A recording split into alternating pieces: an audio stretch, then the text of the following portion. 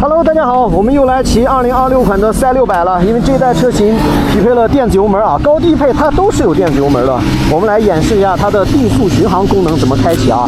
它要满足2个条件：第一，你的时速要到达60以上；第二，你的档位要来到4档才可以开启啊，不然的话是开启不了的。我们来给大家演示一下啊。我们先打火。好，我们开起来走啊。OK， 我现在用1档把速度加到60，不过这个定速巡航键是没有反应的，所以这2个条件必须同时达成啊，时速必须60以上，第二档位必须在4档以上。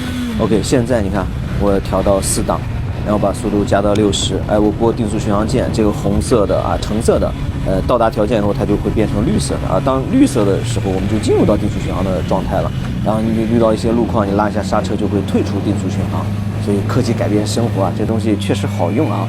我们再来演示一下啊。我们先升到60，然后到4档，然后选择定速巡航啊。然后我们进入定速巡航的时候，你可以根据你自己的骑行路况，比如你在跑高速，还是你在比较路况好的国道，来选择一个速度来加减速就 OK 了啊。非常简单的一个操作啊。然后有朋友会说，买赛600啊，全新这一代有必要上定速巡航这个东西吗？我觉得还是有必要的。你像有了电子油门，我们实现了双向快排，是在操控层面让你骑得更爽。那有了定速巡航，你要知道，其实老赛6或者赛6这一代，它还是定位一个街跑的比较全能的那种车型啊。而且这个售价啊，低配是29,999块钱啊，它低高配都是有电子油门和定速巡航的，它就是一个满足我们一车多用的场景啊。所以你说，我觉得拿这个车去摩旅一下，跑一下长途，而且仿赛这种车型啊，风挡保护还有高速行驶的稳定性，车型上讲还是有优势的。它这种骑行3角，长时间骑也不会像特别战斗的那种仿赛给你带来过多的身体负担。所以这个工况在这辆车型上，我觉得是绝对有必要和有价值的啊。那对比起之前的赛600，那明显是质的飞跃了，对吧 ？OK， 那我们出去爽骑一下。这辆车的操控其实也是相当在线的啊。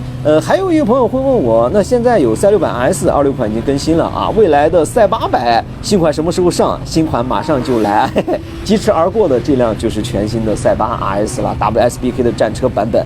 那这2台车它有什么区别？您应该根据自己的需求选择哪一台车呢？那我们下一个视频给大家好好来分析一下2台车的相同和不同的地方吧。